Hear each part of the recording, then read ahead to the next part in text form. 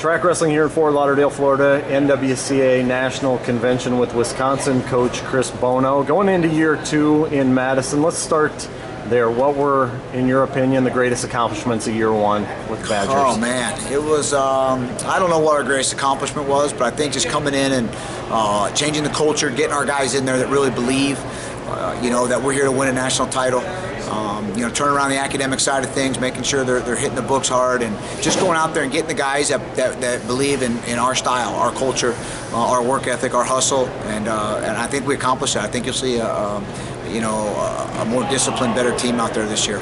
What are the challenges of implementing what you want to get across? It's hard. Some of these guys have been there 3, 4, some of them 5 years. You've had a whole different style, and that's all they've ever known. And then when you try to implement change, it's difficult. Change is very, very hard for someone that hasn't gone through it or someone that doesn't understand it. Change is hard, and some days when you have a good day, you believe change is great, and then other days when it's bad, the kids are like, this system's not for me. And it's about consistency. It's about long-term belief, and I think now we're fired up to get the season started because we've got every single guy on board. Big news of the offseason. Seth Gross going to be rejoining you after transferring from South Dakota State. What's the latest there on in terms of whether he'll be cleared to compete for you guys? Oh, he should be good to go. We're ready to go. I'm happy that he's healthy. Right, every day is about his health. Luckily at Wisconsin, we've got first-class everything from spine doctor to running specialists that helps him, alleviate the stuff when he's running for his lower back. But he had a very, very serious procedure done, and we're just fired up that he's healthy, fired up that he's hungry. Right, he's hungrier than ever now. It's a different guy that I saw when I was with him. He's hungry. He wants to go back and win another title and get on the road and try to win the Olympic Games this year. That's what this guy's heading to. Is he putting it on McDonough yet in the room? Every day. Will he be back at 33? 33. Okay. What, in terms of, obviously you're adding a national champion to your lineup, but what other things will he bring to the table? Well, he knows John and I, right? He knows our system. That's the only system. He was at Iowa for a year, obviously, but he flourished under our system for whatever reason. You know what I mean? He likes getting up early. He likes to run a little bit. He likes to wrestle. He likes to compete, and that's what we bring. So it's been great. He is just being in the room and being in the RTC. I can see other guys on the team raising their game, and I see. You know what I mean? When there's some things that we're not doing at Wisconsin that we did at South Dakota State, he's like, why aren't we doing this or why aren't we doing this? And, he keeps us on our toes and, always asking us to come in at different times to work out with him. And now these guys have seen that. And that's what I mean by the culture change a little bit. He's like, hey, I'll be here Saturday morning at 7 o'clock when I had nothing scheduled, right? And then, hey, how'd it go? He was in there by himself. Well, 12 guys showed up. You know what I mean? And we ran them through this or that, and I was like, "That's awesome." That's what we didn't have last year. We didn't have people that were willing to do things when nobody was around. Him coming in now has really, I think, elevated everybody on the team's game. You were a middleweight. Evan Wick is a middleweight. You're opposites in terms of body styles, but what have you appreciated about coaching him? First off, he's an unbelievable kid. He's just a joy to be around, inside the room, outside the room. And then what I like about Evan on the mat is, he's unorthodox. He's got his own little system, and it's awesome to watch his mind work. When you're in practice and something doesn't work, he's very competitive as well. When things don't go well, you've got to grab him and in the room and explain to him it's practice. But he takes every practice like it's a national championship match, which is something again a lot of these guys we didn't have. And so Evan Wick is special. Like I said, you can't have a better person in your room and outside the room, and then inside the room, the guy's as competitive as can be, and he's been fun. He's fun to work with.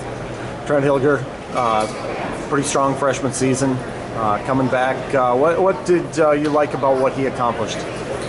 Trent's unbelievable too. Again, another awesome kid. I think we saw Trent grow as confidence grew. I think Trent knew he could win.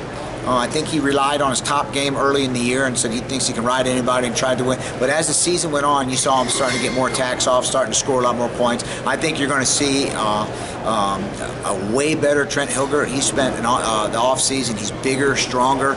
He's more agile, and I think he understands. He's really been working on his leg attacks. Again, he's probably one of the best heavyweights in the country on top, and he's got that going for him. But I'm fired up to see how far this guy can go. Hot topic this weekend, RTCs.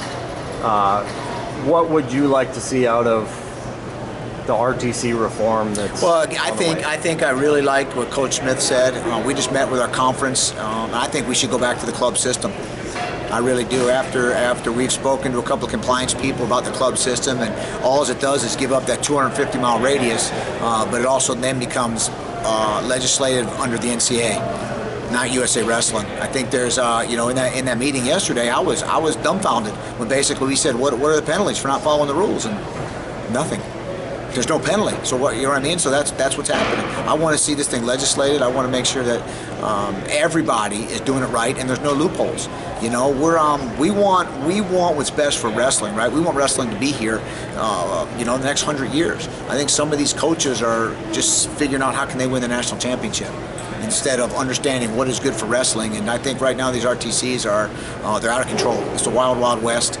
I'm lucky enough that I've got a great compliance organization at Wisconsin that understands the bigger picture, right? And they have a strict rein on us of what we can and can't do, and I'm happy that we can't do the things we can do because I want wrestling to thrive. I want it to grow. I don't want us to be a one-hit wonder and break rules and or abide by USA Wrestling's rules, or the RTC rules, I should say.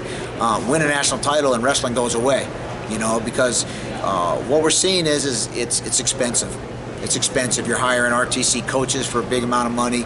You're hiring this. Money's going to dry up. It's going to dry up at some point, and then what happens? So I think we should go into the club system, like Coach Smith said. I think he's got our support. Our Big Ten voted, for the members that are here. We voted to support that club system, and so we'll see where it goes.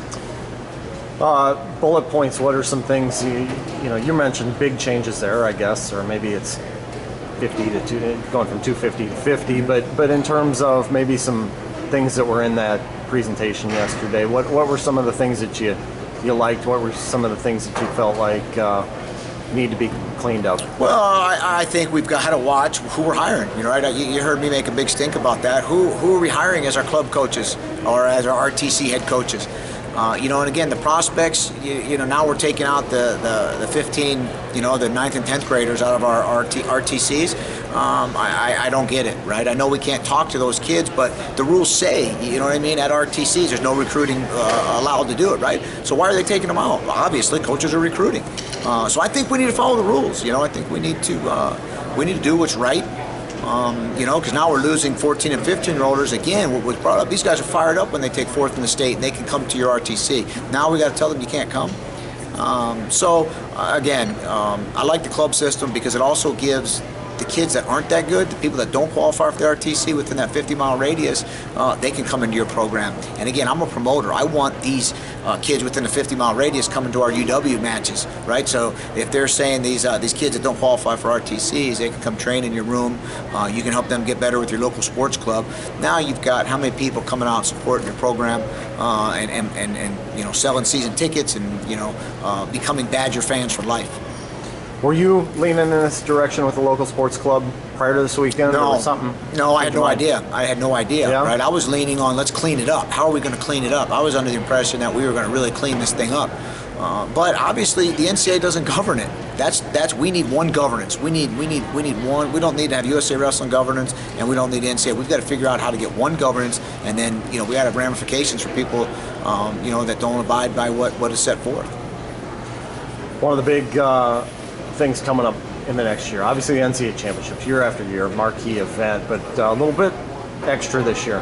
Going to be in US Bank Stadium in Minneapolis. It's got to be pretty cool for Wisconsin being right across the border. But your thoughts on moving to a football stadium next year and what that might look like? Well, I love it. I love it for the fact that, if we can put 45, 50,000 people to watch wrestling, again, that's what we're trying to do. But I don't know how they're doing it, right? Are you going to be sitting in the 20-yard line and Matt 7 and 8 are on the opposite 20-yard line? How are you going to see that? I don't know how they're setting it up. I haven't paid too much attention. The NCAA is awesome, right? Our NCAA tournament is awesome. They will do what's best. I think it'll be an unbelievable event. We've talked about it, right? If we move the football stadiums, how many football stadiums are really going to get to host it, though? Right? I mean, how many indoor football stadiums are there really in the country? If you start thinking about it, there weren't that many. But I like it. Let's, I like to do stuff off the cuff. Let's try things, see how they work, and then, let's make Minneapolis maybe host it every year, right? How cool would that be? St. Louis has an indoor site. Let's have them do it every year. Indianapolis has an indoor arena. Right, we take it to Dallas. I don't know where else. Phoenix has an indoor site, has a big arena. Let's figure it out. But I think it's gonna be awesome. Yeah, you took the next question right out of my mouth. I was going to ask. There's a bid cycle coming up next year. What's one city that it hasn't been that you think tournament would perform well in? Milwaukee, Wisconsin. All right, fair enough. Anything else for us? No, I appreciate all you do.